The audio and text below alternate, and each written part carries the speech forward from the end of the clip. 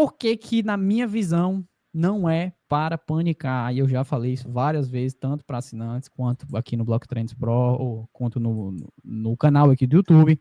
Não é para panicar, porque geralmente esses períodos de queda, de baixa, de lateralização que a gente vê no Bitcoin são comuns em todos os ciclos de alta, tá?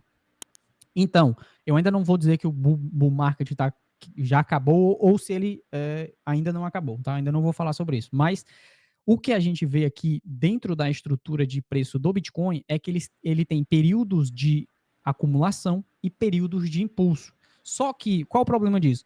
O problema é que os períodos de acumulação duram muito mais tempo do que os períodos de impulso. Então a gente passa 3, 4, 5, 6 meses lateralizando e depois um mês e pouco subindo. Depois mais 3, 4 meses lateralizando, depois mais um mês.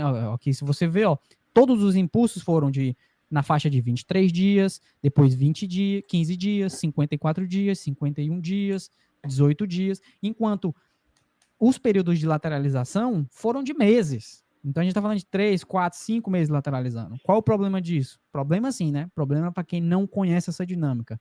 Fica muito apressado em querer tradar, em querer fazer negociação dentro do período de lateralização, que não se posiciona corretamente para o período de impulso. Aí perde o período de impulso. Vai comprar já dentro da estrutura de alta, ao invés de acumular dentro da estrutura de baixa, tá? Então isso é uma forma de vocês perceberem que a necessidade de ter baixa preferência temporal é extrema, tá? É extremamente importante ter baixa preferência temporal, principalmente se você quiser acompanhar a estrutura do ciclo do Bitcoin. Eu vou compartilhar um gráfico que ali vocês podem notar que no gráfico que o Cauê compartilhou, que é bem parecido com essa toalhinha, que é o quê? De abril até outubro, nós tivemos esse movimento de lateralização. E se vocês olharem o gráfico de sentimento de mercado, que é quando o índice de medo e ganância, nós estávamos vendo todo este movimento de medo até entrarmos em um movimento de euforia após as eleições dos Estados Unidos. Então é isso que o Cauê falou. Nós tínhamos um movimento todo de posicionamento por um longo período de tempo. No dia de ontem, nós entramos na faixa laranja, algo que não acontecia desde setembro do ano passado. Então, no ano passado, nós entramos algumas vezes na faixa laranja do mercado, que foi esse período aqui de lateralização. Se vocês olharem, é um período bem parecido com o que o Cauê compartilhou no gráfico. E todo mundo que se posicionou foi se posicionando, até mesmo ali em Ethereum, em Sui, em Solana, em algumas altcoins, acabou performando ali naquele momento de euforia. Nesse atual momento de mercado, estamos novamente na faixa laranja, novamente numa faixa de risco, onde o mercado está com medo. Então, é importante você se posicionar, mesmo que for no Bitcoin ou em altcoins, quando o mercado está amedrontado, e aí tem uma faixa de posicionamento. Inclusive tem várias formas de você olhar quando o mercado está assim, tá? Uma delas é justamente em momentos de baixa taxa de financiamento de contratos perpétuos. Existem algumas formas de você rastrear contratos perpétuos no Bitcoin. Uma delas é através da taxa de financiamento. Deixa eu colocar aqui minha imagem aqui. Agora a gente já consegue abordar um pouco mais sobre liquidações e tal. Até tinha aqui um comentário do Davis Dierich. Ele diz: esta foi a maior manipulação de mercado pelos market makers. Já se fala em 10 bilhões de liquidações. Pergunto, tem alguma forma da gente prever ou pelo menos desconfiar de que algo similar vai acontecer? Pronto, isso encaixa exatamente com o que eu estou falando aqui. Existem algumas formas da gente prever, uma delas é através das taxas de financiamento de contratos perpétuos, tá?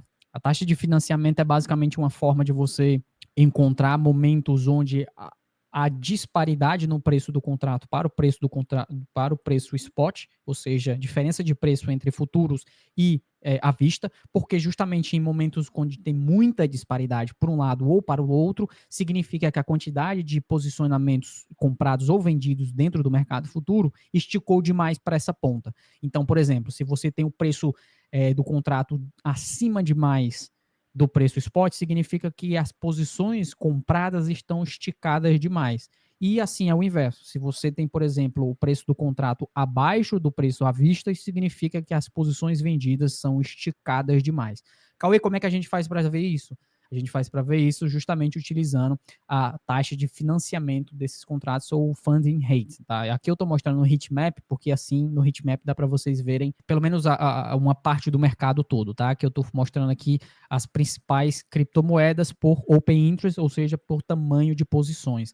Você pode perceber que nas últimas 2 semanas nós tivemos um cenário bem neutralizado, com exceção de algumas criptomoedas em si, e agora nós temos o cenário mais pessimista, ou seja, você pode ver que essa última linha aqui, que é a das últimas horas, ela está mais escura na maior parte das criptomoedas. Sim, isso significa que existe uma quantidade maior de contratos futuros posicionados na baixa do mercado nesse momento. Por que isso é importante? E deixa eu ver se eu consigo puxar aqui para trás para marcar um paralelo.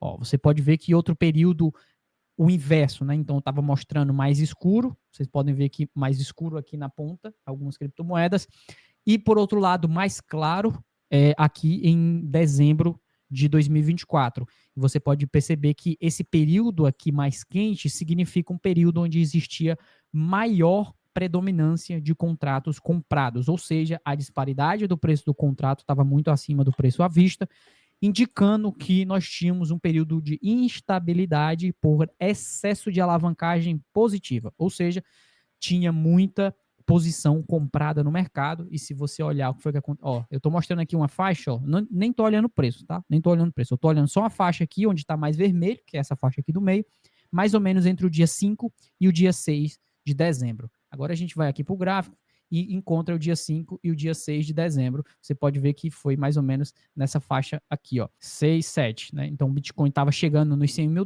depois quando chegou aqui nos $100 mil, ele parou de subir. Você vê que ele vem numa subida aqui, ó, ele vem numa subida, quando ele chega mais ou menos no dia 6 e no dia 7 aqui, ele ainda dá mais um impulso para cima e volta. Dá mais outro impulso para cima e já está voltando de novo. Isso significa que quando nós chegamos nesse período aqui, nós atingimos o pico do que seria, não estou falando do pico de preço, nem pico de ciclo, tá? Calma lá, ainda não é isso. Estou dizendo no pico das posições alavancadas. Então, você tinha uma estrutura insustentável de mercado a partir desse momento, a partir do dia 5 para o dia 6, dia 7, nós entramos dentro de um período de insustentabilidade de preço e, por conta disso, o preço não voltou a fazer outro impulso ainda. Esse é o momento onde nós começamos a observar para a outra ponta. Então, se ficou muito insustentável para cima, uma hora vai ficar muito insustentável para baixo também, né? Então, aí é onde entra a parte de rastrear essas taxas de financiamento para ver quando começar a ficar muito roxinho aqui durante alguns dias, isso significa que a mesma dinâmica que aconteceu aqui vai acontecer novamente, só que no inverso, né? A outra ponta. Essa é uma das formas de você fazer justamente isso aqui que o Davis falou, né? Que é a gente prever ou pelo menos desconfiar que algo similar vai acontecer. Essa é uma das formas, tá? E se educação é um tema importante para você nesse ambiente cripto, saiba que a gente consegue te dar acesso a mais de 50 cursos, comunidades exclusivas, carteiras recomendadas, análises diárias de preços e muito mais na nossa plataforma educacional blocktrends.app. A gente vai deixar aqui na tela o QR Code para você ler com a câmera do seu celular e também aqui na descrição desse vídeo você vai encontrar o link para que você possa se cadastrar e fazer parte da maior comunidade de pessoas interessadas em evoluir no mercado cripto aqui do Brasil.